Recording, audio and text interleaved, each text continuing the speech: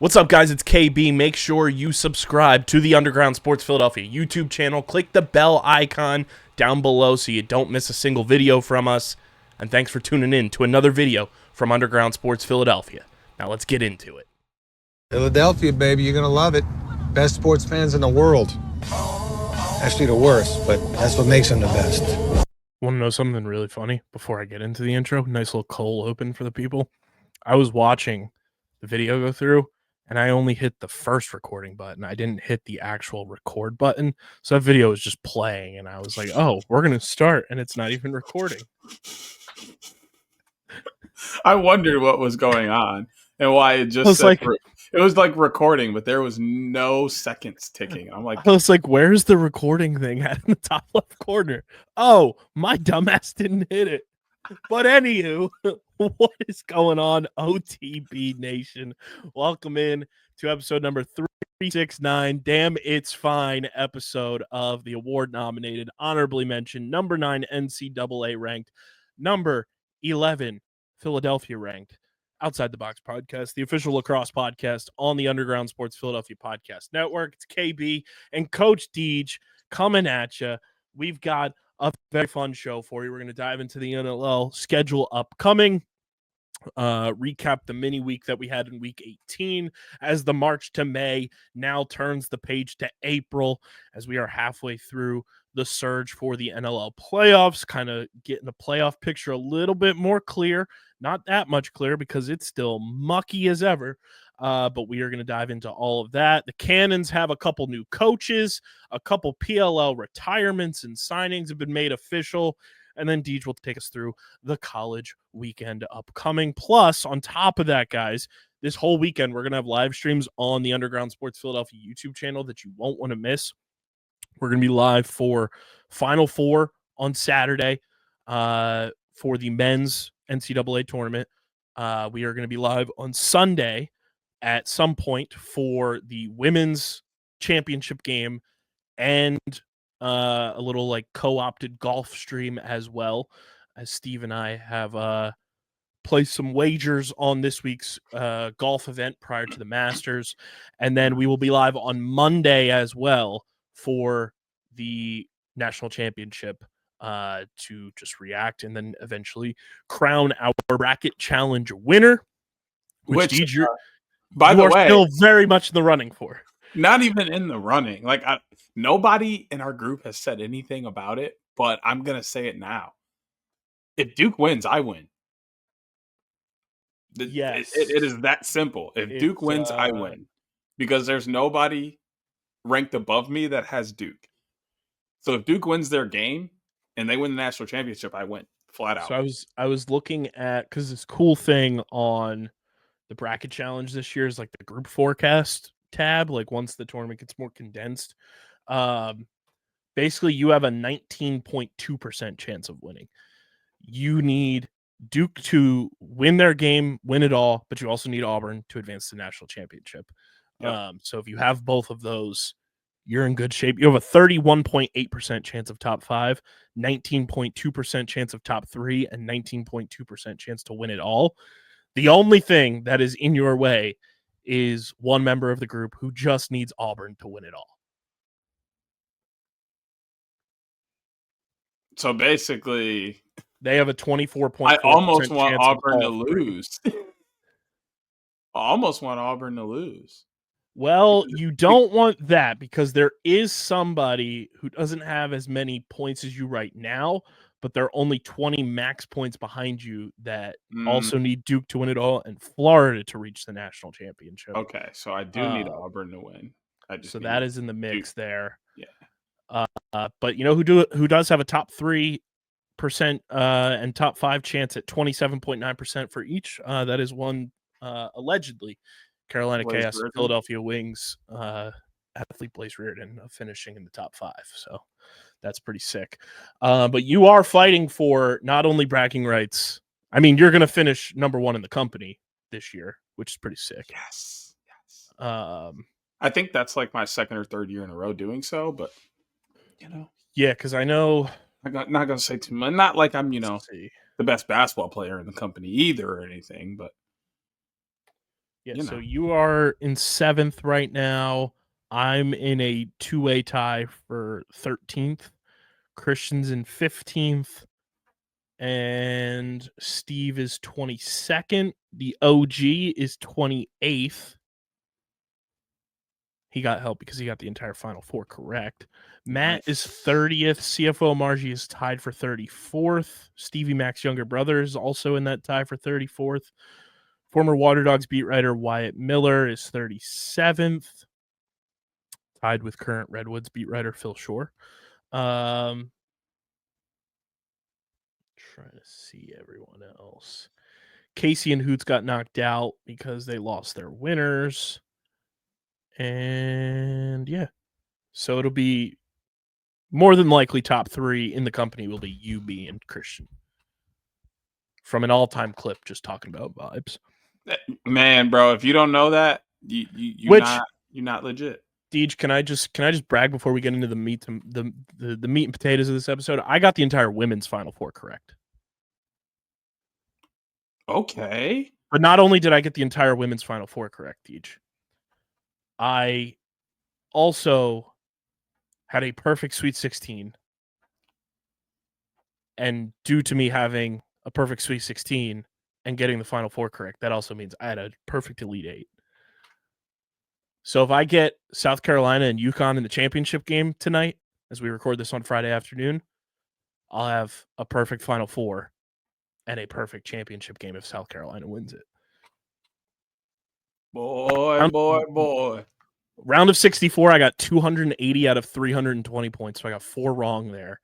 And then round of 32 was my worst. I had 260 out of 320 points. That boy was cooking. My boy was I'm certified real hooper hours when it comes to women's basketball. What do you know about that?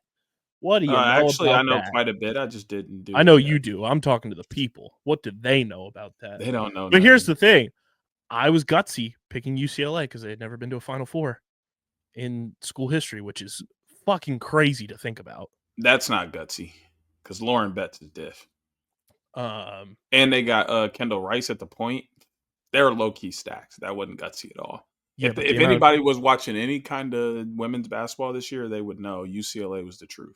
The amount of people that probably picked LSU as an upset or NC State as an upset, just like doing the upset thing. But it's crazy that the UCLA women have never been to a Final Four. That's wild. Not really. They haven't really had the talent that the men have had.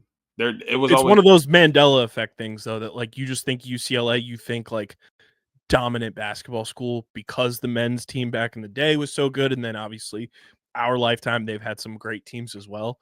So you just like associate the school as just being a basketball school, obviously. But it is crazy that this is their first Final Four. Yeah, it's really the USC that dominates in women's basketball. And then I picked Texas to upset TCU. Because you know what? USC men's has done like nothing. Right. Hey, so don't disrespect Bronny. Hey, no, Bronny cool. Bronny my guy. People need to leave him alone, actually, because he's doing his thing in the G League. But I digress. What do you mean by people? It's a lot of people out there. You talking about a couple certain initials there? Sure, but he ain't the only one. He in that group, though. Oh, that's funny. That is funny. But yeah, we're gonna have live streams this weekend, so be sure to tune into those going all weekend. It's gonna be a ton of fun with the gang. Make sure you guys are following us on the socials at OTB Laxpod across the board. Follow Chase at the PLL Pipeline. Follow Hoots at Hoot Sports Media. Do we have Hoots on the ground this weekend? I didn't even check. Yes, we do. Yes, for a big one. I thought so. A big one. Bandits Mammoth. Hoots on the ground. Let's go. Follow Hoots at Hoot Sports Media. Follow DJ at SCS_next great. Follow me, KBIZZL311. Subscribe to the pod. I know we tweeted it. So if you missed it, and I know there's people who like to go back and listen to like old episode podcasts is just like a thing to do. We had to archive a little more than 100 episodes because of just some like weird logistics with Spotify on the back end. Don't don't worry, like we still have the episodes. We just have to like take like probably 2 days more than likely and sit down, sift through our backend files, re-upload those episodes and have them up again. Not many of them were anything recent, I don't think. I'll double check right now, but if you are a new listener and you're like going back and listening to episodes and such and you're missing episodes, I think the most recent episode that had to get archived was episode 315. So it's a lot of episodes from like 2023, 2022, and then 315 was 20 March of 2024, which was when I reported Ryder Garnsey re-signed with the Redwoods. No big deal. Interesting. Annoying thing though is that like the Lacrosse Needs a Video Game episode, your trip to Utah episode, some of our most listened to episodes are currently archived. But we are working on fixing everything, so don't fret. They will be back up in due time. And I will make a personal tweet when that Utah episode gets back up, because that's arguably one of my best episodes. It's our number one listened to episode. See, we have like episodes where like we're really good together. Then there's like episodes where like you have a really good pod, and there's episodes where I have a really good pod. That trip to Utah was definitely a me going bonkers on a really good pod day.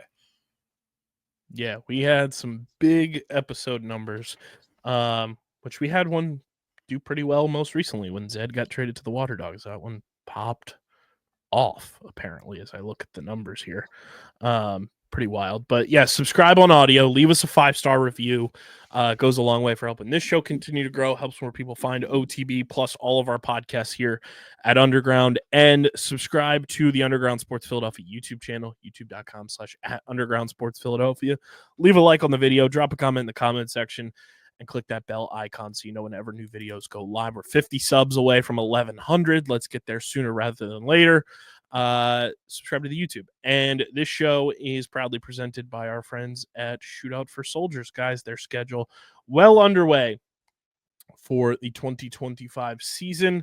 And there's no better way to get involved with Shootout For Soldiers than by visiting their website.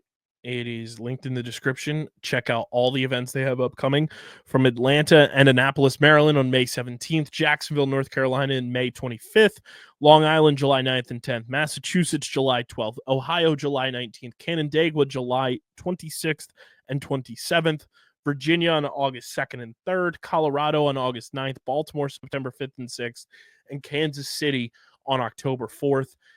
It's bridging community with lacrosse to help our nation's veterans. And in a time like we're living in now, they certainly need all the help they can get.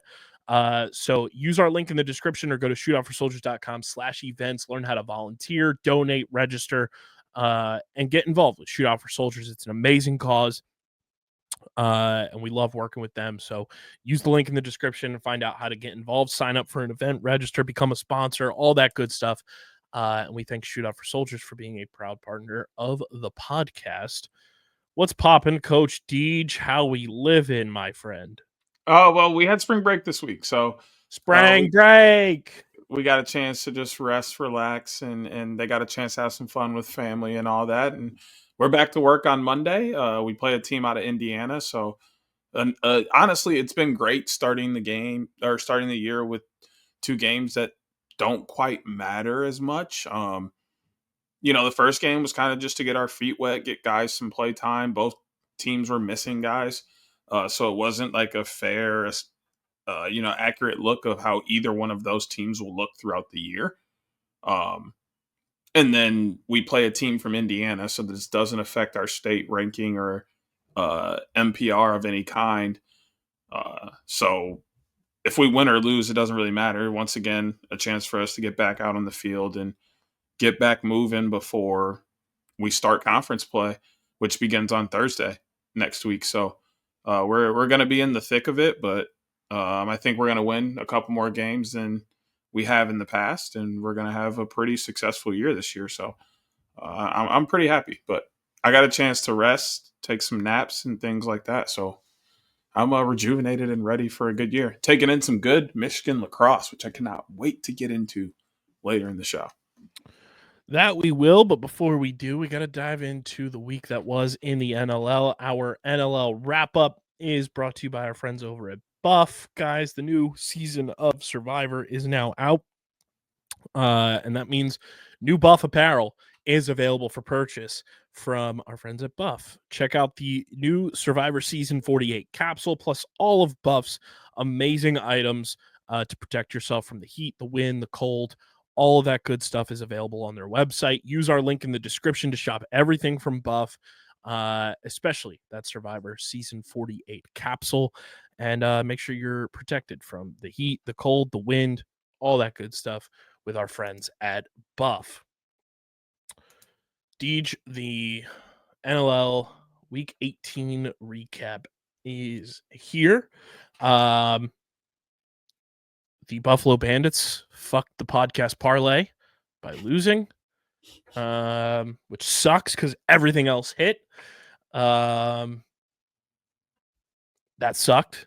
That felt like a shoo-in that they were going to get it done in front of 19,000 at a sold-out Bandit land, but the Vancouver Warriors said, fuck your parlay, like Kevin Durant would tell somebody on Twitter. Facts. But the week that was, Ottawa belt to ass over the Philadelphia Wings at home in Philly, 13-5 on Friday. Rochester survives the San Diego Seals 14-13.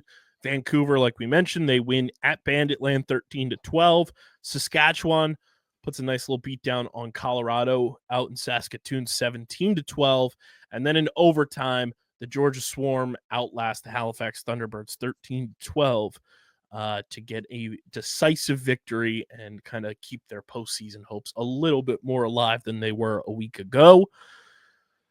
I was not at the Wings game on Friday. I was at a very awesome event with the Philadelphia Phillies, which was super cool. And very thankful for that. If you want more recap on that, it is available on most couple of our past episodes of the main pod. Definitely go check that out. Thank you to the Phillies for having me out.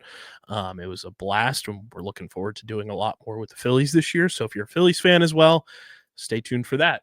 So I was not at the game. I didn't see anything that happened. 5 goal. I mean, not much happened because the Wings didn't score that much. Like I've said for almost a month, 2 months now, the offense is broken. I don't know how you fix it. It was ugly, and it just feels like the Wings are almost like going through the motions now. Like with a couple games left, it's like they have a 0.37% chance of making the playoffs. Like that's as close to next to nothing as possible. So it feels like they're just kind of going through the motions to get the season over with. I don't know. I don't know. Like, I genuinely don't know what to say. And that's kind of been a long-standing thing now for the past couple of weeks. They've ripped any and all optimism I've had out from underneath me since the calendar turned to February, and they kind of have just shit down their legs since. And I don't know. I've never seen, like, I went through the Eagles 2023 collapse of them starting 10-1, losing 7 straight, and getting bounced from the playoffs in embarrassing fashion. This feels like this makes that Eagles collapse look like child's play. This is just embarrassing. It's sad, is what it is. It's very sad to see what the Wings have become. Yeah, I mean, like we talked about, it happened so fast. Like this team went from 5-2 to what we're seeing now, and we're not really knowing what the disconnect is. I don't think anyone can really tell us what the disconnect is. It kind of just happened overnight. The offense just fell apart. The only consistent part of the offense has been Joe Resiteris, who has scored in every single game this year. One of only 4 people in the NLL to do so. Shout out Adam Levy, by the way. But it doesn't make a lot of sense in the way that they had all the pieces at the beginning of the year. One trade and one injury kind of just tore this team apart. And that makes 0 sense to this day. But like you said, it kind of looks like they're just going through the motions at this point to get through the end of the season and maybe try again next year. But it does feel like they have given up. Mm-hmm. Which is bad. Like, to put it lightly, it sucks. It sucks. Good win for Ottawa. They kind of keep their season alive to a degree. They're not fully out of it. Not many teams are. I'd say there's probably 3 teams that are right now pending a result this week. There's only one that's officially out. The Wings will probably be out by the time you guys get done listening to this podcast episode. Rochester, damn near locking themselves into a top 4 spot. They are the hottest team, not named Saskatchewan, in the league. Like Buffalo's had a couple hiccups here and there now. They're tied with Saskatchewan in terms of record. Rochester has been en fuego. They are the hottest team. I mean, we tried to tell you guys at the beginning of the year. That's why we picked them as our league pass team. Them boys are balling on a different level. Like, we've seen moments where, like, Buffalo is playing a different sport almost than everyone else in the league, which to a degree they still are. But what Rochester's doing right now, and it sucks that, massive injury that occurred in this game that could set them back a little bit, to say the least, but they are right there. They're 2 games back in the win column of Buffalo and Saskatchewan, 3 back in the loss column, so 2.5 total. Scored the most goals in the league. They've really leveled out with their defense. They are so goddamn fun. And I would love to see Rochester, like, go on a run. Like, go ahead, go for it. Like, you have some of the most fun players in the league. You have the MVP of the league, in our humble opinion, in Connor Fields. You have these young dudes. Like, go on a fucking playoff run. Like, make the city of Rochester, like, electric for the Knighthawks. Yeah, I mean, they have all the opportunity and all the space to do it. Like you said, they've been the hottest team in the league for the last, I don't know, month. Like, they're almost unstoppable. If you look at how well they've been playing, even before they were kind of on this hot streak, they were scoring goals. They just were giving up just as many as they were scoring. So they were in that weird position where you couldn't really tell what they were going to do. They cleaned up the defensive area, and I don't want to be wrong, but I cannot recall off the top of my head who's in between the pipes for them. I don't believe it's Rylan Hartley. It is Hartley and Riley Hutchcraft. I don't know. I think Hutchcraft might be starting for them right now. But just, you can see that whoever is in goal for them, who I believe is Hutchcraft at the moment, has gotten much better and much more confident in this year and who he has in front of him, and that they'll set him up for success. And they have done so. And he's done a great job cleaning up what, Hartley started in this game. So they might be doing both.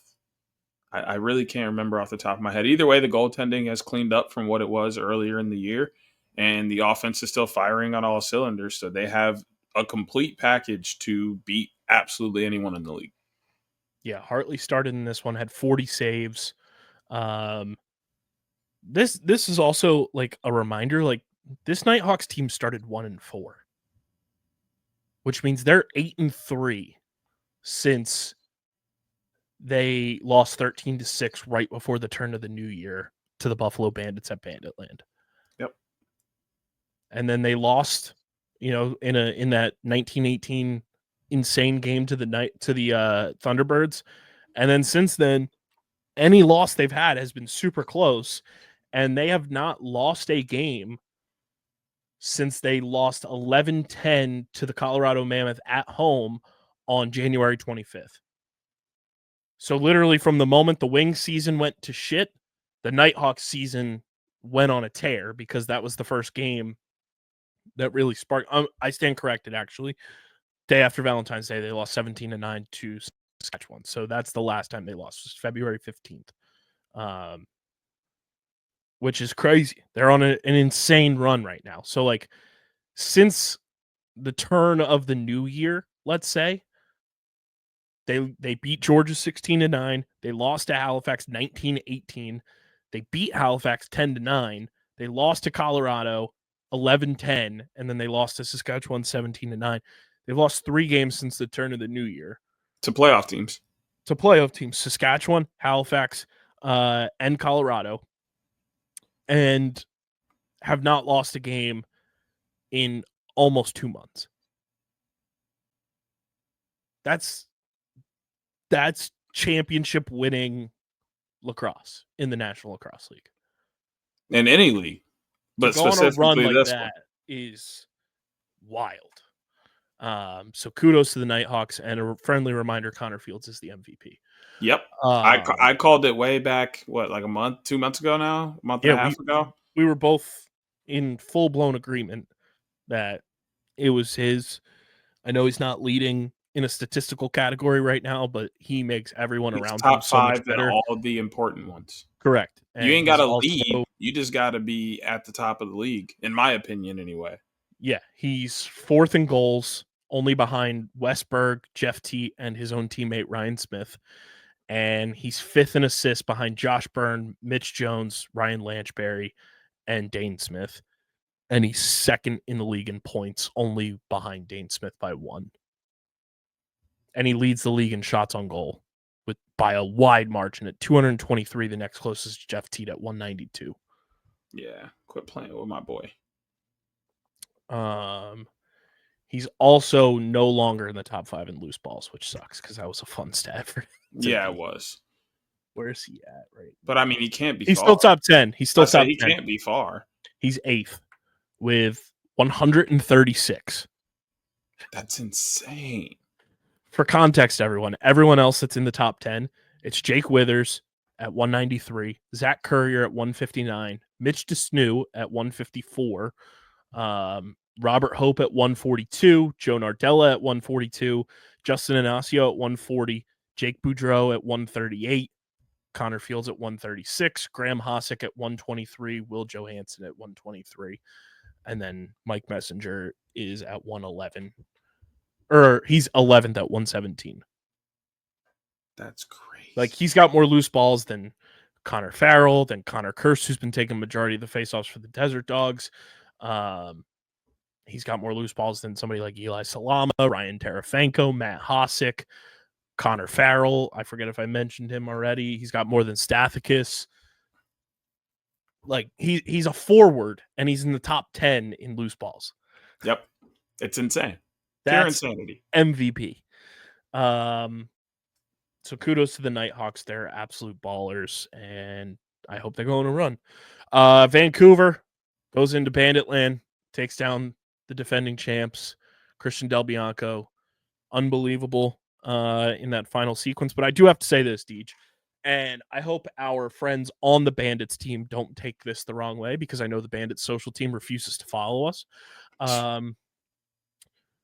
Adam Levy tweeted the clip of that final, minute or whatever it was at the end of that game. Mm-hmm. And I quote tweeted it, and I said, that is one of the worst final sequences I have seen from the Buffalo Bandits, ever. Potentially in the duration I've been covering this sport. That was very uncharacteristic of them. That looked like they were taking a shot just for the sake of taking a shot and not really realizing like what the situation. They looked so unprepared. They looked nervous. They looked like they were gripping their sticks way too tight. And I have not seen the Bandits like that, in particular in the last 2.5, 3 years, but quite frankly, ever in my time covering the National Lacrosse League. It was very baffling to see them kind of lose composure, and not in a way of like having a temper tantrum or something like that, but like losing composure of like what we know the Bandits and Bandits lacrosse to be in the NLL, of them finding a way. They're almost like the Dodgers in baseball. They're like, the Chiefs in football, where it's like, oh, there they go again. There's the Bandits again. They found a way. that's kind of how we talk about them. And in that game, Christian Del Bianco, kudos to him, kudos to the Warriors defense as well. But it was also very shocking to see an uncharacteristic end of a game, especially when you had multiple opportunities to put a ball in the back of the net to tie things up, and you missed the call. Yeah, I don't know what that was about.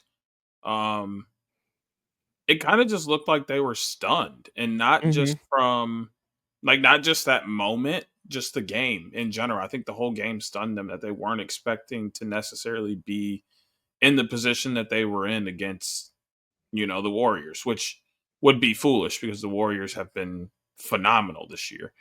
You should expect a dogfight when you play the Warriors every time. But it kind of just looked like they were stunned and were like, oh, they actually came to play, and now we're in this position where we have to go out and score a game-winning goal. Who's going to do it? Come on. You have Josh Byrne, Dane Smith. Give one of them the ball, move out the way, get to an open spot on the floor just in case they get double-teamed or something, and that's how the play goes. It just, like you said, was very uncharacteristic and just made a lot of people wonder what was happening there. Yeah, it was very strange, but kudos to the Warriors. That's a massive win for them. Yep. Damn near solidifies them as a playoff team, and another team that should feel very good going into the playoffs right now is the Vancouver Warriors, because they've been playing, I wouldn't say, for lack of a better term, an appealing style of lacrosse, but they're doing what has to be done to win. It's gritty, it's gutsy, and they grind games out, and they have been playing a very fun style of lacrosse, and I would love to see them succeed in the playoffs as well. It's a team who has been building up to this point since we've started this podcast, and they're doing a damn good job this year. Feels like they finally have a lot of the pieces in place, and I'm not saying they have championship title, contending the formula for that, but would it surprise us if they go on a run depending on matchups? Absolutely not. They have the elite goaltender now. They have a very good defense, and they've been playing great defense all year. And they have a lot of young goal scorers, and they're led by Keegan Ball. They have Kevin Crowley, Riley Lowen on that team to go out and make, plays during a game. Plus, they have a very, very good face-off athlete in Alex Stathakis, who, hey, take notes. If you don't have a face-off athlete, you need one, because look at what Stath has been doing for them, a team that has not had a traditional face-off guy since the face-off movement has hit the NLL, and Stath has done a phenomenal job for them. And you look at every team in the playoffs right now, Buffalo has one, Saskatchewan has one, Halifax has one, Rochester has one, Georgia has one, Colorado, Hoots is saying they're a little iffy, but they have the offense and the defense and the goaltending to counteract it. Yep. Vancouver has one. San Diego has one. Calgary, right on the outside looking in, has one. You need a face-off guy if you want to succeed, and Vancouver finally has one, and I think it's really helped their offense find that spark that they've been missing for the past couple of years. Oh, absolutely. And you can see that they're able to take advantage of those times when they have the ball. That's really what it comes back to, is getting the ball in your team's stick more than it's in the other team's stick. Having a face-off guy does that. It gives you more opportunities to score, gives you more opportunities to control the game and control the narrative of how things will go. And you're seeing that these teams with a face-off guy are having success with that, while other teams are struggling with that same point. Speaking of, Saskatchewan, 17-12. They lock in a playoff spot. I forget if they had it locked in last week or not, but they definitely did. Locked it in. They did have it locked in last week. So I think this week now, if they win, they can have a home playoff game.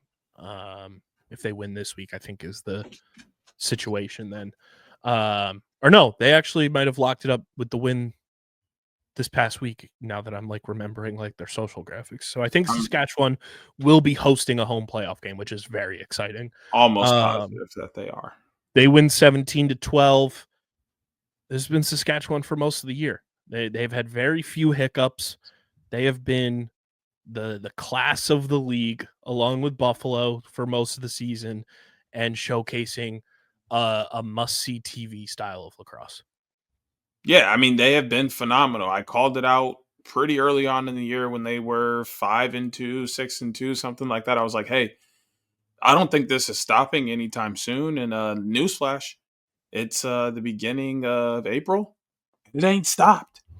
They're still that good, and they're still playing the way that they had been playing for all of this time. And I don't think it's going to stop anytime soon. They've been absolutely phenomenal. They have all the right pieces. Zach Mans has absolutely been more than just the Mans this year and has propelled that offense to absolute insanity on the floor. I think they're averaging 12 goals a game, maybe 13, but I want to say 12 is safe. And they just Saskatchewan. Yeah, they have just been able to pour it on and also have Frank Skiggs in the back between the pipes, phenomenal, playing absolutely out of his mind to keep points off the board as well. So they've been able to win a lot of games by a healthy margin to get themselves near the top and possibly the number one team in the NLL this year. They are averaging 12 goals a game and only allowing 10 per game. So I was spot on. Winning formula. Yep. It's right there in front of you. If you can put more points on the board than the other team, you win. And they've been doing that quite a bit. And in the Jekyll and Hyde matchup of the weekend, Georgia, you always know when overtime comes a call, and friend of the program, Andrew Q, is there to knock in the cue ball for you. He gets the overtime winner. They win 13-12, do the Georgia Swarm. I mean, number one, Jake Withers is unbelievable. I so yearn for the time he was a water dog, because that dude is unbelievable at the stripe.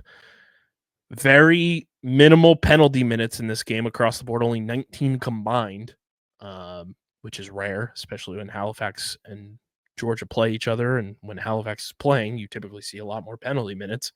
Clark Peterson had a hell of a game in this one. Dawson Theed had a hell of a game in this one. I think really the telltale of this game was Jake Withers dominating the loose balls, dominating at the stripe. The leader in loose balls for Georgia was Jordan McIntosh with 8. Jake Withers had 21. He 3x'd the leading loose ball getter of the Georgia Swarm. But at the end of the day, if you're not scoring enough with those opportunities like Halifax was given, you're gonna allow a team like Georgia to be a team that's pesky and sticks around, and then overtime comes calling, and they end up winning the game. And the crazy part is, like, Halifax, they were down 12-10 with about 6 minutes to go. Cody Jamieson scores with 19 seconds remaining, and then Dawson Theed scores with 3 seconds remaining to send it to overtime. You would think you would have the momentum, going into the overtime, but then Andrew Q silences everybody and sends Georgia home the win, to keep them firmly entrenched in the slop that is the 5 through 8 seeds right now in the table.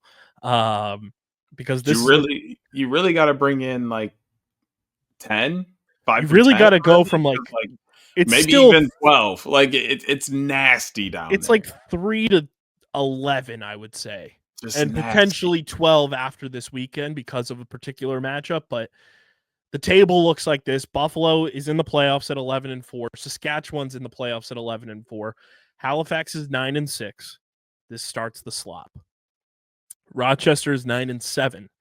Georgia is 8-7. Colorado is 8-7. And here's the sloppier part, Deej. Georgia, Colorado, same record, same exact goals for, goals against. They've both scored 174. They've both given up 175. But because Georgia has the head-to-head tiebreaker, I believe that's why they are in front, or they have some sort of tiebreaker. But they have the exact same score differential by the exact same numbers. That's insane. That's wild. Vancouver is 8-7 as well, and San Diego is 8-7. Teams on the outside looking in. Calgary 7-8. They were off last week, obviously, so they were dormant in action. But they are right on the doorstep, as is Ottawa at 7-8. Albany is 6-9. Toronto's 5-9. Philadelphia's 5-10. And Las Vegas, the only mathematically eliminated team from the playoffs, at 3-12. It is gross with 5 weeks of the season left. Mm-hmm. We're in week 19. No, not even. We have 4. 3. Oof. We have this week, next week, and then week 21. Crazy. 3 weeks to go, and we have a whole lot of parity. We're going to dive into the kickoff of the April parody, and it's brought to you by our awesome merch partners at PHI Apparel Company. Guys, if you want to stand out in the crowd, going to your favorite NLL teams games, going to a college game, gearing up for the PLL season, you want to rep your favorite lacrosse podcast out there, PHI Apparel Company is the place to do it. Get your official OTB merch, t-shirts, hoodies, all available from our exclusive merch partners, PHI Apparel Company. Go to phiapparel.co so you can stand out in the crowd. Use code underground to get 10% off your next merch order. Genuinely the most comfortable hoodies and shirts out there. So go to phiapparel.co, get your OTB merch, tag us in it when you get it. We'll repost it everywhere. We want to see repping OTB across the nation. But use code underground for 10% off your next merch order at phiapparel.co, the exclusive merch home for Underground Sports Philadelphia. Week 19 is here, Deej. Week 19 is here as we gear up for a loaded week, Friday to Sunday with action. These are the matchups as we record this on Friday.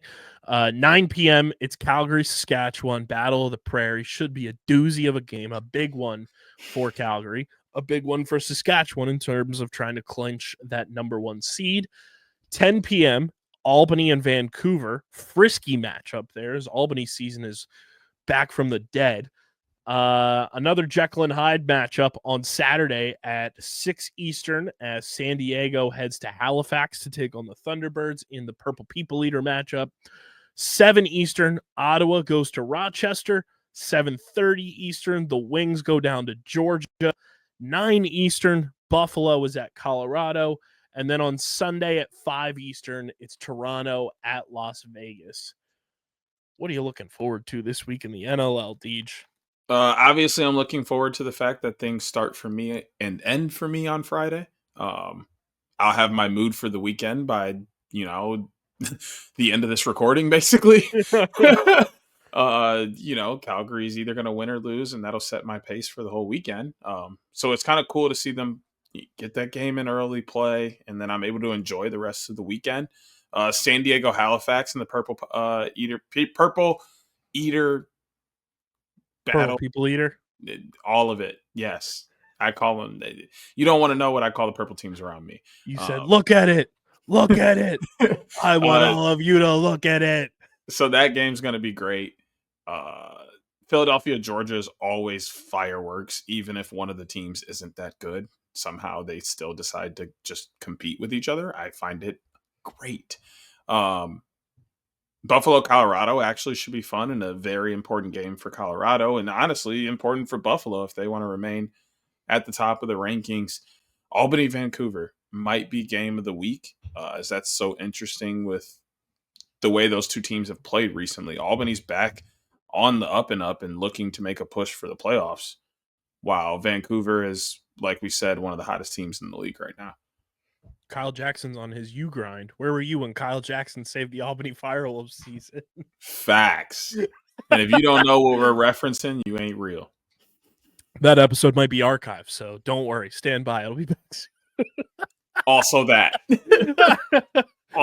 Oh, I'm definitely looking forward to Calgary, Saskatchewan. It's always a fun matchup. J.I. versus Jake Naso is going to be a battle.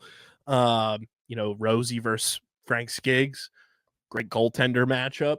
and two great offenses. So that's going to be a lot of fun. Albany, Vancouver is going to be electric. Get your caffeine ready if you're on the East Coast, 10 p.m. first face-off there. San Diego, Halifax, I think, is going to be very fun. That's a big game for the standings. And I feel like those two teams don't like each other very much. And also, Jake Withers versus Trevor Baptiste. I think this is Ryan Benesh's first game back in Halifax since he signed with the Seals in free agency. So that's going to be emotional. That's going to be a lot of fun to take in. Again, two very elite offenses. I'm very much looking forward to that game on Saturday. We'll see if Rochester continues this hot streak they've been on in 2025 against Ottawa, who's coming off a big-time win. We'll see how they come and respond after getting a win on the road against the Wings. We'll see the Wings season more than likely come to an end on Saturday, which sucks, but it's inevitable. And it'll probably be by an 11-10 score in overtime or something like that, because that's just how Georgia does it. Buffalo, Colorado, I think can be very fun. At the Loud House, that's a I wouldn't say a rivalry, but it's like it's there. It's two teams that played in a championship a couple times. They have history. Like they're 1-1 against each other there in most recent history. That's a fun matchup always. So I'm looking forward to that. And then Toronto has a chance to keep their season on life support by beating Vegas in Vegas on Sunday. So we'll see if they do that. Hilarious. You're absolutely hilarious for life. I mean, am I wrong? I mean, no, it's just funny. Like I wouldn't have pulled that out the bag, no kids. That's a good one. I'm throwing that in my bag. Because you know who else's season is on life support right now? The goddamn Red Wings. Them boys on it bad. Hey, it's Tiger season. And I don't think they're gonna survive. It's Tiger season, baby. It is Tiger season. I'm so hyped for Tiger season. That is the fun part with our sports fandoms. Like, I have no ill will towards it. They're a fun team. And I'm such a baseball sicko that I'll sit and watch the Tigers play the White Sox on MLB Network, Tuesday Showcase, because that's how much of a baseball sicko I am. Like the other night, I was watching the Mariners play the A's at 10 o'clock at night, and I was in my glory. That's that Pac-12 true blue sicko. Pac-12 after dark type. True sicko shit. But yeah, it's Tiger season. I was showing you Tigers merch from one of our partners. Yeah, I'm a big Tigers fan. That stuff is gas. Tigers have some of the best logos too throughout their history. But yeah, fun week in the NLL upcoming. And I think without any further ado, we head on over to the pick pond and dish out our NLL picks of the week for week 19. And here we go. It's brought to you by our friends over at Kenwood Beer, the official beer partner of Underground Sports Philadelphia. It's a refreshing light beer, just 4.1% ABV, 120 calories, just 8 grams of carbs. You guys can go to kenwoodbeer.com, use the Kenny Finder to see who has Kenwood Beer on tap in the Philadelphia, New Jersey, Delaware, Pittsburgh, and Maryland areas. You can also get Kenwood Beer at your local liquor stores in those markets. Again, that's kenwoodbeer.com. Must be 21 or older to do so, and please drink responsibly. Deej, we start week 19 with a recap of our picks from last week. I went 3-2. You went 2-3, only because we had one coin flip game. So that has you sitting at 57 and 48 on the year. And that has me at 54 and 51 on the season. We both had Ottawa. I had Rochester, and you had San Diego in the coin flip game. We both had Buffalo, both had Saskatchewan. We both had Halifax. We move to week 19, and we start in Saskatchewan. Battle of the Prairies. Deej, are you feeling ultra confident in your boys? Are the Roughnecks going to get the job done? I ain't picking against them. Give me the next by one. I am going to go with Saskatchewan simply because they're at home. I think the way that they've been playing, that home field advantage has really come to life again. Not that it's ever really gone away, but it's found that 2015 to 2018 era of Saskatchewan again. Like, that place is going to be rowdy. It's a rivalry game. And I think they really want the potential of clinching that number 1 overall seed, and that starts by winning out. You have to win out and hope Buffalo slips up in one of their games because they beat you head to head. So I'm going to go with Saskatchewan to get the dub. That's we fine. go more, to more than half of the Calgary wins this year have been on the road. So I'm it's quite a great confident. counterpoint. Great counterpoint by you. Quite confident in this one. Now, if this game was, in Calgary, it might be a different story. Albany, Vancouver for some, I guess, new era Pac-12 after dark, because you're going East Coast to West Coast, Big Ten, Pac-12, you never know. Albany, Vancouver.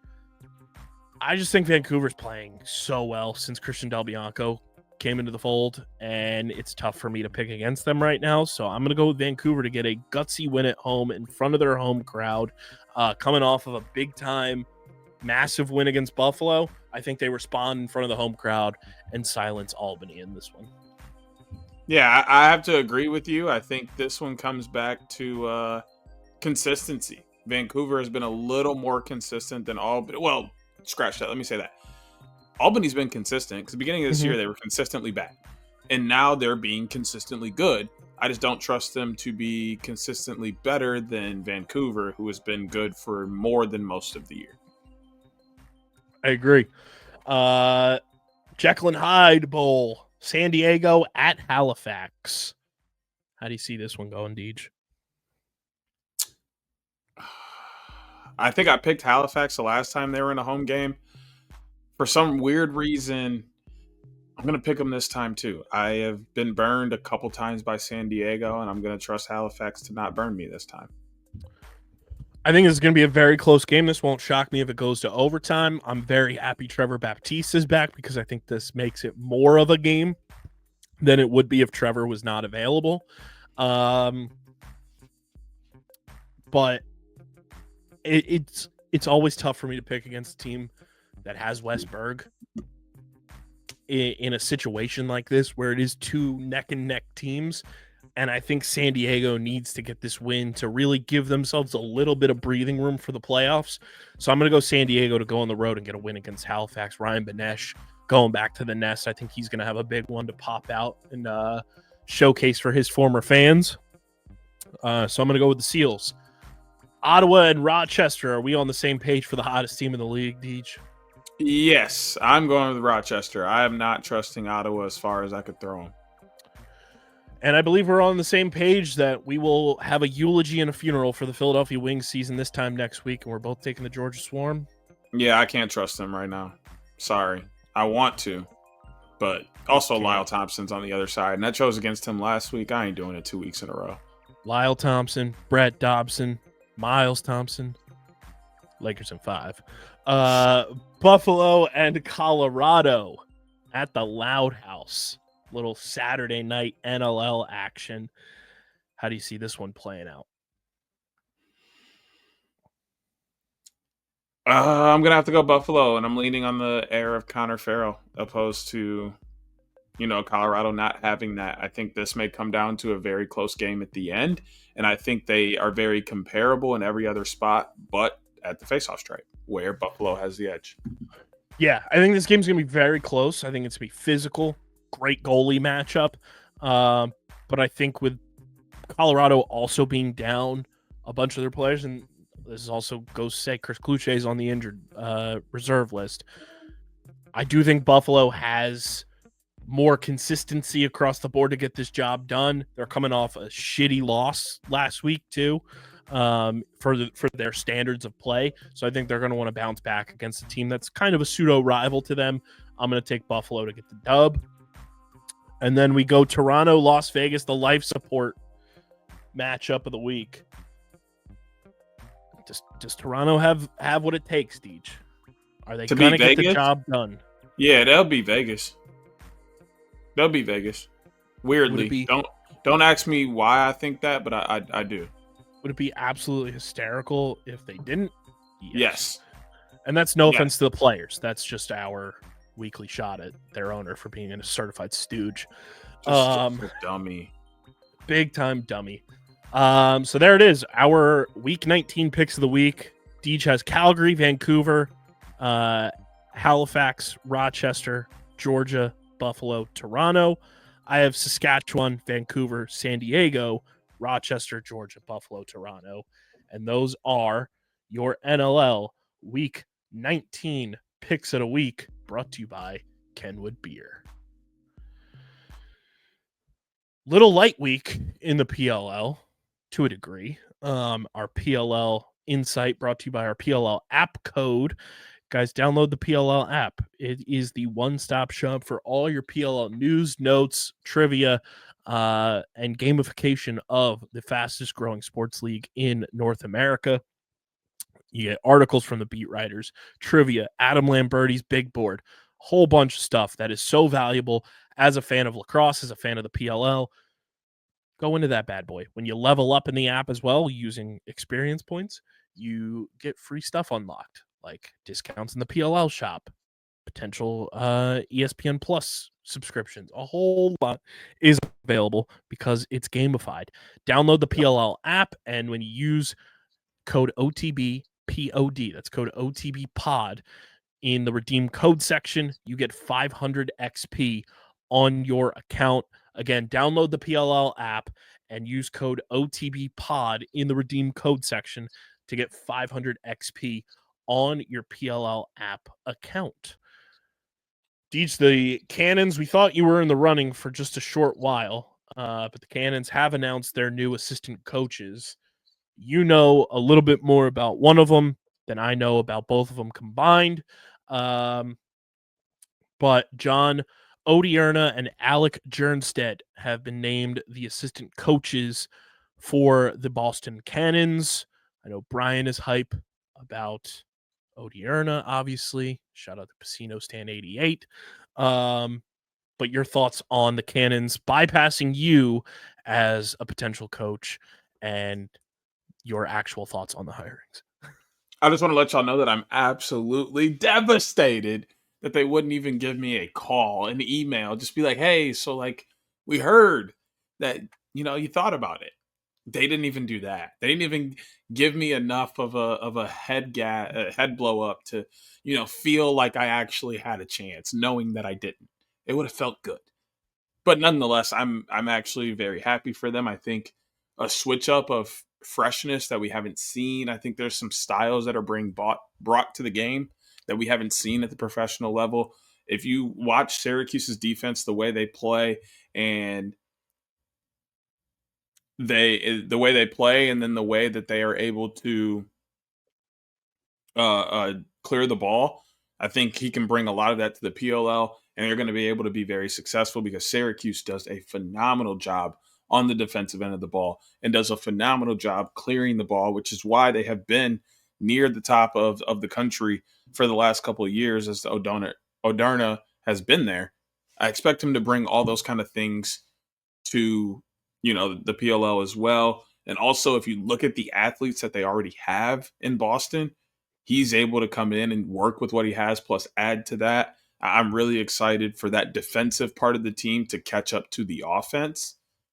And I think that's where we really get to see them shine, is that this team is getting a defensive coordinator. No disrespect to who has been there in the past, but I think it's just that breath of fresh air that will allow them to be at another level and kind of match what they have on the offensive end to lead them possibly to a championship.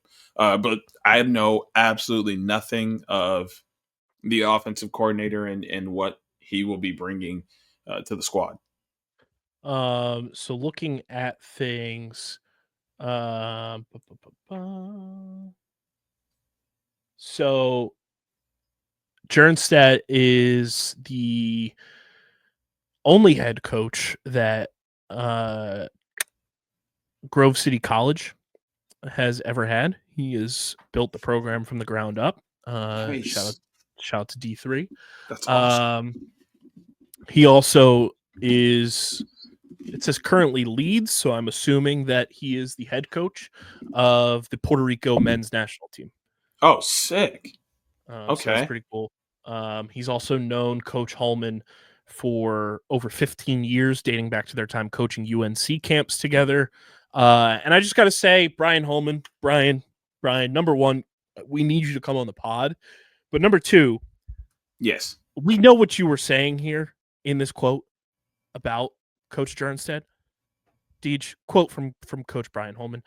He's kind of an out of the box thinker. Coach. Just quit playing with us. Brian, that's all I got to say. You know you wanted to say an outside the box thinker. Not out of the box. We're not talking about the hit Disney Channel show from the early 2000s. Like, come on, quit playing with us, man. We know you wanted to say outside the box. Just say the name. Like you see us all the time. You say what's up to us. Like, you know who we are. Don't play with us. Don't do that. You know you traded Carter Parlett because you listened to the trade opportunity on this podcast. We're locked in. Everybody else don't know how locked in we are, but we're locked in. So we need you to act like it. Locked in, Deej.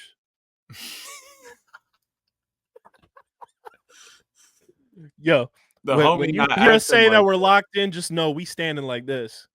We standing on business, as Drewski would say. Locked in. So yeah, Cannons have some new coaches, and a couple of player retirements have been unearthed by the PLL transaction website by Dan Arestia and yours truly. Dan tweeted today, one that kind of caught a lot of people by surprise, and I think it caught the lacrosse world by surprise because this player is wildly young. Brian Minikis is hanging up the cleats after 2 PLL seasons. Did not see that coming. Minnow was a dog in his rookie year. Obviously, kind of different approach to what the Chaos wanted him to do last year, so he kind of took a step back, but still performed relatively well. I will say, Deej, we will always have the Brian Minikis game at Fairfield, Connecticut, with the Brian Minikis army, shirtless, tarps off, rocking and rolling up in the stands. But it sucks losing a young, talented player like that to retirement of all things, no matter what, not having somebody of Brian Minikis' talent. He was signed through 2025. So I guess Benno said, I'm playing for A tier. I'm playing for nobody. No, we don't know that. That's just right. Joking. But it's crazy to see, we talked about Chris Gray retiring a couple weeks ago, and everyone was up in arms. And now you have a second-round draft pick from the 2023 draft that was regarded as one of the stepping stones of the Carolina Chaos's like future, hanging it up, and it feels like nobody really gives a damn. All right, so hear me out when I say this.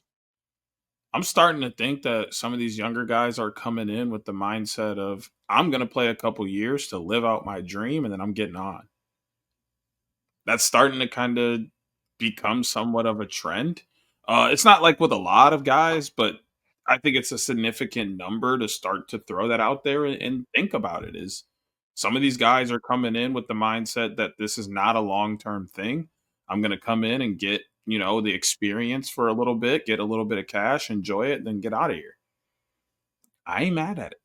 Or on top of that, it's one of those things where they don't have the mindset of lacrosse is going to be my life, and I'm not going to do this year round. Like, I'm like Brian Minikis. I think you and I would both agree he's not somebody we ever really saw playing the box game. And that kind of takes away, some of these guys who do get to play indoor, or, Brian Minikis isn't devoting his time to traveling the country to go and do camps and stuff like that. He never really struck us as that kind of player. And we could be wrong. I'm sure he did things during his 2 years with the PLL, but it didn't really feel like Minnow was like that kind of player. And he feels like a player that was almost ahead of his time, where, like, say this is 4 years down the line and we get Brian Minikis in the PLL. Brian Minikis is probably an unmitigated superstar who's a full-time lacrosse player, who is dazzling up and down the field like he did in his rookie season, but doing it on a consistent basis, doing it in a long-term way.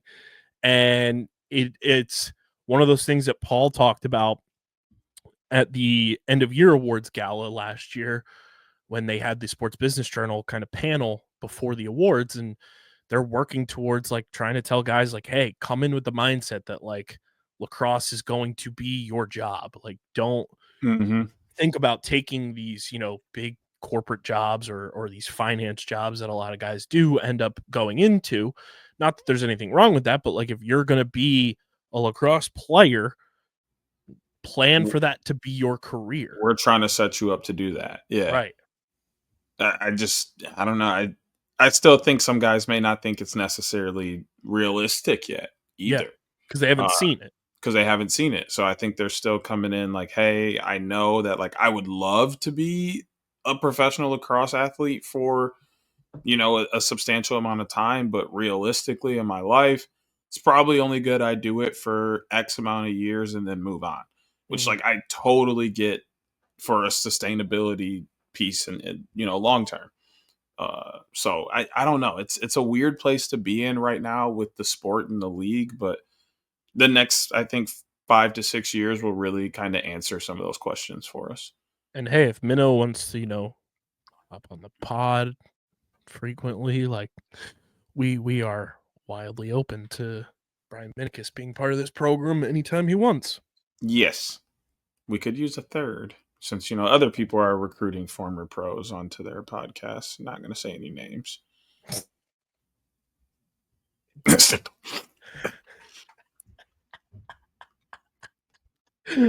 Oh, that's funny. Talking about that, should they just be our third? Should they just be? What they say? Well, I think. Should he just be on every week? No. Do your own thing. K18 cook Scotty, bro. That clip had me in fucking tears. Like, why are you trying to talk to the GOAT like that? I wouldn't be talking trash like that. Put a band on it. I almost fell out my damn chair. Because who just got a free band to put on if I can shoot fast enough? Not me. He told a school teacher to put a band on it. That's crazy. School teacher and a club lacrosse coach. Like, bro. That's wild behavior. He just flexed on you hard for zero reason. And he told him to lose 20 pounds. He said he just kept going down the lie train. He said he wanted to lose 20 pounds this year. Like, but you know what? Scotty ain't doing that. He did that to himself. Rosie's quote tweet had me in stitches too. He said, Scotty's a better man than me because K18 was doing that to me. I would have ducked out and said I had Wi-Fi issues. Man, listen. Because I can't shoot that fast. He cooked Diggs too. They asked him if he could hop on at 9:30. He said, hell no.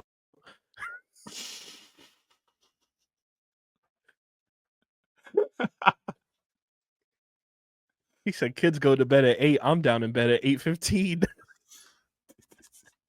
Like, do y'all know how old I am? Oh, so funny. So funny. Some other movement in the PLL that I discovered was during Champ Series back in February. It went through the PLL transaction wire that Holden Garland announced his retirement from the PLL as well. That happened on February 17th. He was put on the retired list. So Holden Garland, shout out to the boy, did his damn thing, played a few years in the PLL, obviously still doing the damn thing in the NLL, but he also announced his retirement in 2025.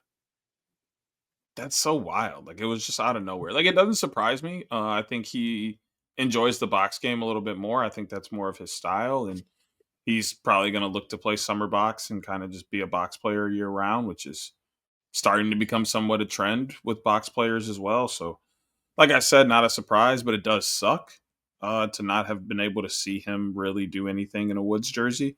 I was really, perplexed to see what he would bring to that defensive end of the field, but it does leave space open for that team to continue to mold into what it's going to be under the new leadership and such. So Pretty open about this decision. It's just a bummer he won't be playing anymore in the league.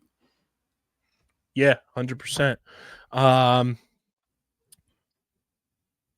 Looking here, Garrett Ledman was placed on the holdout list on March 17th. So definitely something interesting there. Hasn't really broken through for the Whipsnakes since being drafted by them, but definitely something to monitor potentially. Your boys, Trader Joe, or like Signer Joe, signed Matt Note. Matt Note going to the Woods. Yep. How do you feel about Matt Note joining the Woods?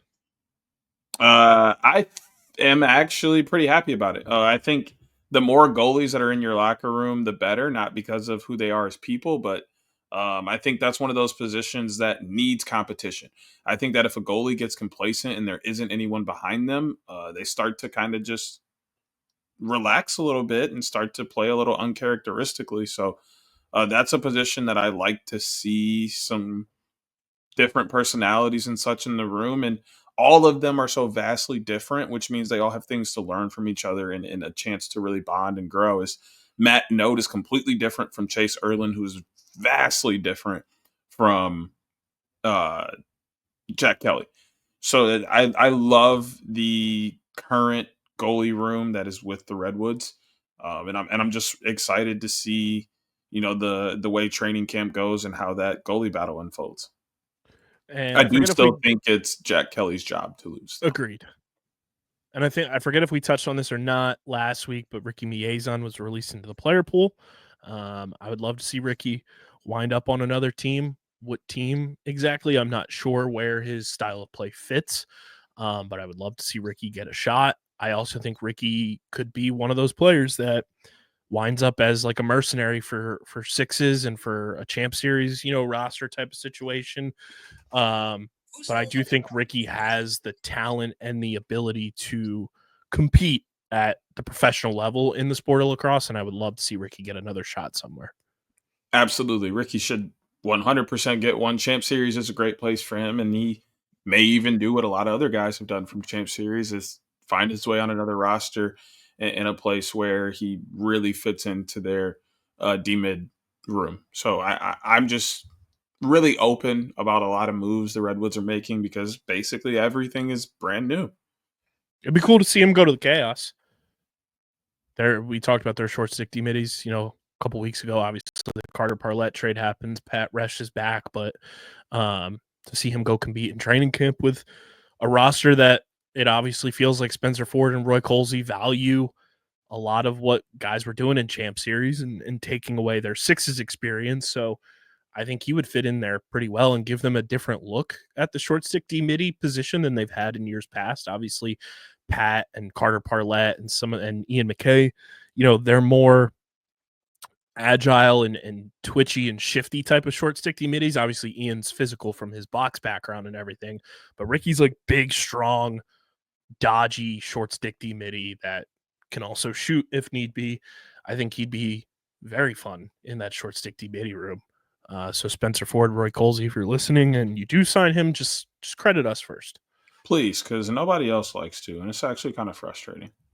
No, I'm talking. Just do your thing, though.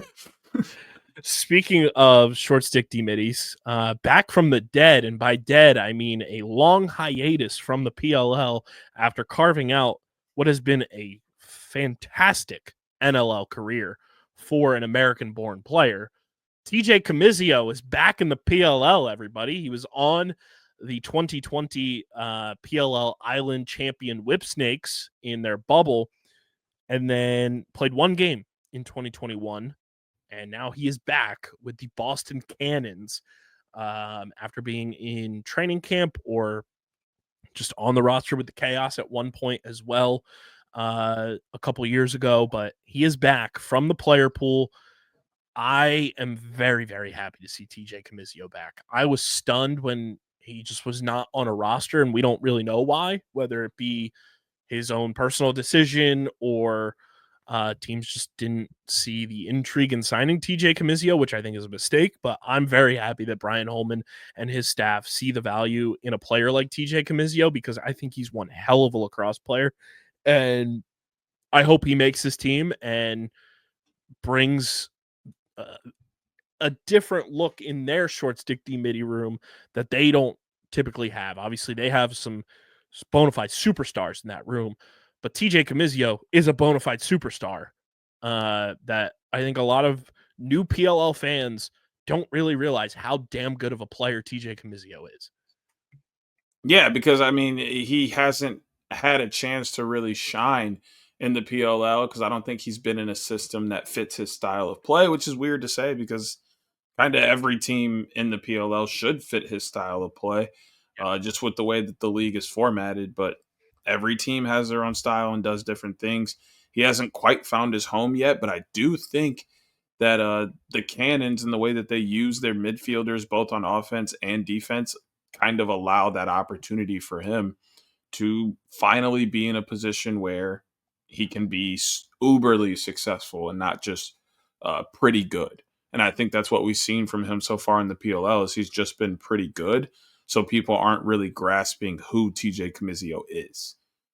So now he has a chance to truly shine with the Cannons and the way that they use their personnel. And I mean, you look at their D-Midi group now, it's Pat Aslanian, TJ Comizio, Bubba Fairman, Zach Goodrich, Jeff Trainer. And I think this is a great signing because we don't know when Jeff is going to be back. Obviously, he sustained that injury in Champ Series. So we don't know how long that recovery time is going to be for him to get back to 100%, obviously. So this is to get TJ Comizio in your short stick D-Midi room while Jeff Trainer recovers is big time. And I think it just makes that Cannons team that much more lethal. And now it is one of those things that it's on them to get it done in the postseason where they have time and time again kind of fallen short. Yeah, I mean, now you have to kind of step up. And to me, I think that's what we're seeing with their moves, not only with their coaching staff, but with who they're choosing to sign, re-sign, go after in drafts and free agencies. They're trying to get over the hump. They see that they're right there on the outside looking in from hoisting a trophy. And they're looking at the championship teams from the past, looking at the teams that are currently in the PLL, and trying to find a way to separate themselves. And this is one of those moves that I think does that, where once again, it's a older two-way mid that can come in and provide more than just play.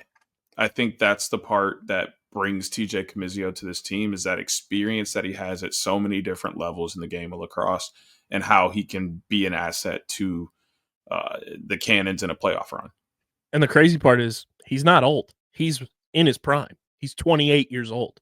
You're getting a prime TJ Comizio who has carved out an unbelievable NLL career for himself over the past couple of years with Georgia. And now he's obviously in Colorado after the trade deadline.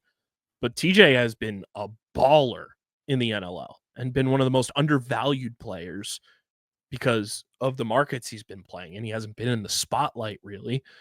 He's been unbelievable the past 4 years in the NLL and has become a mainstay of that Georgia Swarm team until they traded him this year. And now you add him to, and he's right in the age range of every short stick D-Midi in that. He's the oldest by a year, but Pat Aslanian and Zach Goodrich and Jeff Trainer are 27. Bubba Fairman's 26. TJ's 28. Like, that's the type of short stick D-Midi room you want. You want everyone in their prime at that position because of how up and down and two-way you kind of have to be in the PLL. I don't think there's a better, up until him getting signed, better available free agent short stick D-Midi than TJ Comizio that you could get. Free agent? Yeah, no, not free agent. You have to trade or draft one, but he's going to be the best you can get off the market for free. And the fact that he was in the player pool for so long, I think really gives it more of a steal-like feel because it's somewhat of a steal to go out and get him at this time. And on top of that, like he won a championship with the Whip Snakes in the bubble. Bryce Young is also on that team, so you have a little camaraderie there to kind of help get him acclimated to the team. And you just bring another player with championship pedigree experience into your locker room, which is something that is invaluable in any sport. Absolutely, 100% invaluable. That's one of those things that makes a team a competitor versus or a championship contender versus a playoff competitor. And that's where they're looking to be, is in that position of being a championship contender rather than just a playoff competitor. So it's going to be fun to see TJ Camizio back in the PLL. Don't think I missed anything else, but if we did, let us know. Either leave us a voicemail, excuse me, speakpipe.com/otblaxpod, the How We Live in hotline. That's how you have to start every voicemail if you want to call in. Shout out to Nat St. Laurent. Also won his 100th game, I believe, coaching at Ohio Northern this past week. So shout out to Coach. Big shouts. Congratulations. But leave us a voicemail, speakpipe.com/OTBLaxpod. And Deej, let's get into the college game. It's brought to you by our friends over at FOCO. Guys, we love FOCO. They are the presenting partner of Underground Madness 2025. And like we mentioned at the top of the show, we're going to have some live streams going down this weekend, all brought to you by FOCO for the Final Four and men's and women's national championship games. You still have time, but not that much time. Use our link in the description. Shop with FOCO. Check out everything from their college basketball collections to your favorite sports team, all officially licensed apparel and merchandise. DJ, I just got their version of a certain building block. They're called Brixels of Lincoln Financial Field that I told Steve we might just have to do a live stream where I have an overhead camera and we're live streaming me putting together the link on stream and be one of those like ASMR, like stimulating type of live streams as I put together a mini model of Lincoln Financial Field because it looks absolutely sick. It's 737 pieces. Can I do like a really soft like golf like commentary in the back? Oh, that would be amazing. And now he picks up another piece of the end zone. Here's the goalpost. And here it comes. Oh, look at the way it just slides right into place. Pause. Like, bro, this is what we need. This is the good content that we come up with on a random Friday night. But definitely check out everything FOCO has to offer. Guys, you know I've been wearing my Phillies overalls and short talls. I broke the short talls out for opening day. It was a beautiful day. Nice enough for the short talls. So many compliments. They also now have denim short talls available for your favorite sports teams. But check out everything using our link in the description and use code underground10 to get 10% off now through April 8th. So you still have a little bit of time left, but now through April 8th, use code underground10 to get 10% off your next order from our friends at FOCO when you use our link in the description.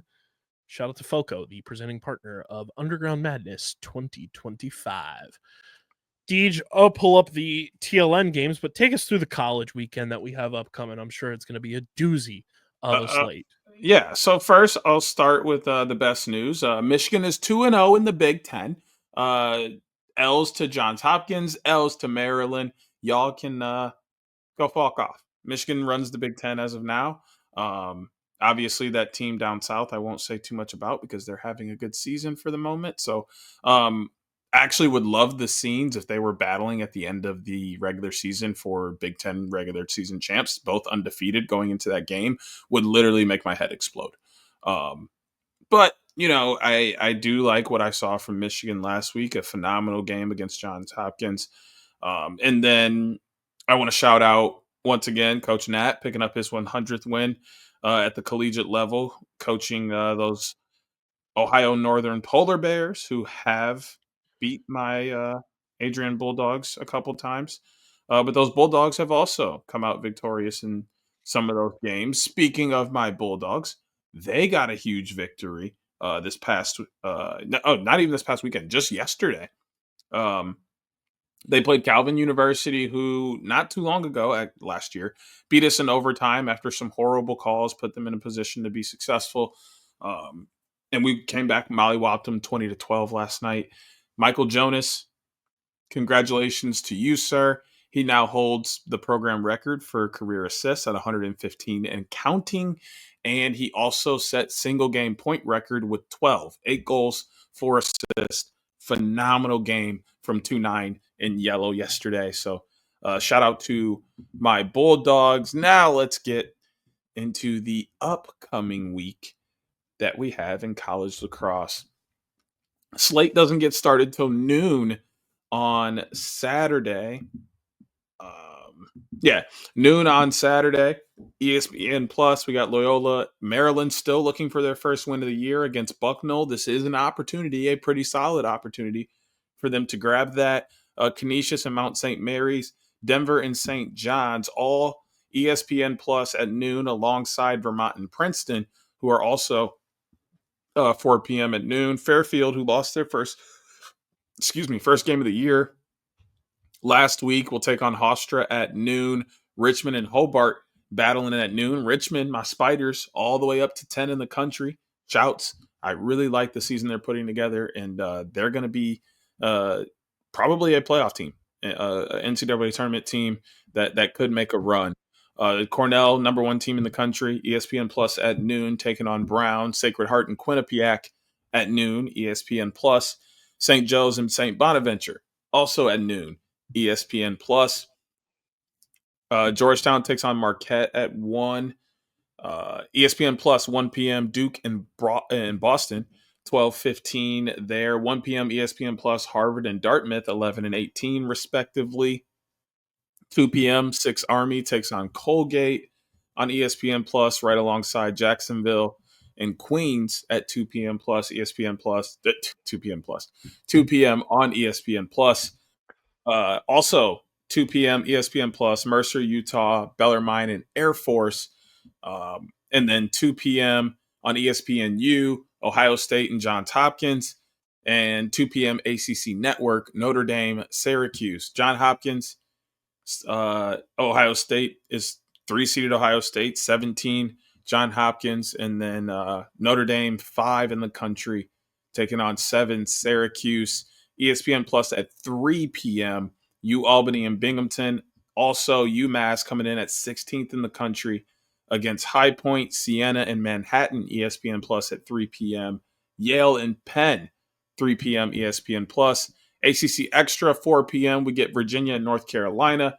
And 5 p.m., which should be on the Big Ten Network, not Big Ten Plus. They've been doing a great job of actually playing those lacrosse games on BTN. We get Rutgers and Maryland, 2-seeded Maryland, at 5 p.m. The only game we get on Sunday, prime time, noon on a Sunday slot, starting your Sunday off well. Penn State coming up to Michigan, Stadium on Sunday at noon in a matchup of ranked teams, 9 versus 13, a chance for Michigan to take a solid 3-0 record in conference play and still look to battle Ohio State at the end of the year for regular season championship. And your TLN college pick'em games of the week in the PLL app: Hofstra, Fairfield, Duke versus Boston University, Harvard, Dartmouth, Notre Dame, Syracuse, and Ohio State against Johns Hopkins. I picked Fairfield, Duke, Dartmouth, Syracuse, Ohio State. I picked Fairfield, Duke, Harvard, Syracuse, Ohio State. Harvard over Dartmouth. You sleeping? You sleeping on them? I'm gonna tell Ray. What? Mike.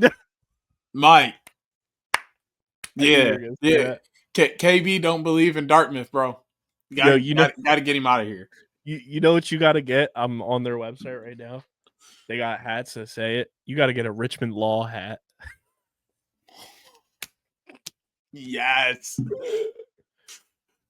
Oh, you did. You taught law at? You studied law at Richmond?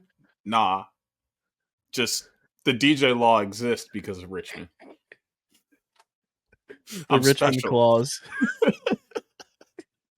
Yo, they got some fire hats, not gonna lie. I mean, they've got a great logo. It just looks like Spider-Man. It does. It looks a lot like Spider-Man, and that's why it's like such a great logo. But there is your college rundown for the week. Make sure you guys are following us on the socials at OTB LaxPod across the board. Follow Chase at the PLL Pipeline. Follow Hoots at Hoot Sports Media. Follow DJ SCS_next great. And follow me at KBIZZL311. Subscribe to the pod on Apple, Spotify, or wherever you get your podcasts in audio form. Leave us a 5-star review. It goes a long way for helping this show continue to grow. Helps more people find Outside the Box and Underground Sports Philadelphia's entire catalog of podcasts that we have available to the masses. And subscribe to the Underground Sports Philadelphia YouTube channel, youtube.com/@undergroundsportsphiladelphia. That is where you get full video episodes of the show every week, full video episodes of every show on our network, clips, shorts, live streams, original video content. It is all on our YouTube channel. We are 50 subscribers away from our next milestone, so keep subscribing. youtube.com/@undergroundsportsphiladelphia and tune into our live streams this entire weekend for the Final Four and NCAA championship games for basketball. And check out Shootout For Soldiers website. It's linked in the description, shootoutforsoldiers.com/events, to find out how you can get involved, register, donate, volunteer, or just, find out more about Shootout For Soldiers and how to get involved in your community. Link is in the description. Check everything out that Shootout For Soldiers has going on throughout 2025 and beyond.